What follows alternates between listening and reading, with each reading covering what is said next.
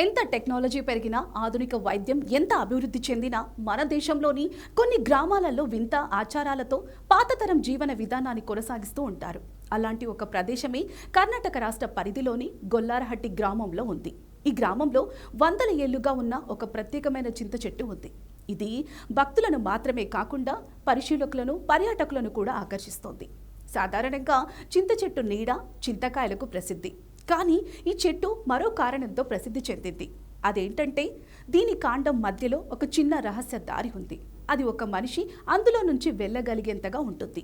ఈ చెట్టు గుండా 3 సార్లు బయటకి వెళ్తే దీర్ఘకాలిక వ్యాధులు, జ్యోతిష్య లోపాలు, మందులు పనిచెయ్యని రుగ్మతలు కూడా తీరుతాయని స్థానికులు గాఢంగా నమ్ముతారు. ఇక్కడికి వచ్చే భక్తులు ముందుగా గంగమ్మకు పూజ చేసి ఆ తర్వాత చెట్టు మధ్యలోని ఆ రహస్య దారి గుండా బయటకు వస్తారు. చెట్టు కాండం నుంచి బయటకు వచ్చిన తర్వాత మనసుకు ఊరట, తమకు బాగైపోయిందనే కొత్త ఉత్సాహం, మానసిక ప్రశాంతత కలుగుతాయని స్థానికులు చెబుతుంటారు. ఈ చెట్టును దర్శించుకునేందుకు కేవలం ఊర్లో వారు మాత్రమే కాదు, బెంగళూరు, మైసూర్, కందూర్, బీరూర్ లాంటి ప్రాంతాల నుంచి, అలాగే ఇతర రాష్ట్రాల నుంచి కూడా భక్తులు వస్తుంటారని చెబుతున్నారు. సమీపంలోని హేతున కల్లమ్మ ఆలయంలో పూజలు చేసి ఆ తర్వాత చెట్టు దగ్గరికి వెళ్లటం సాంప్రదాయమని చెబుతున్నారు.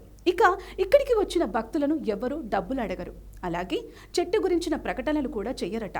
అనేక రోగాలకు ప్రకృతి ద్వారా వైద్యం అంది ఉపశమనం లభించడంతో ప్రతి సంవత్సరం వేలాది మంది భక్తులు ఇక్కడికి వస్తుంటారట.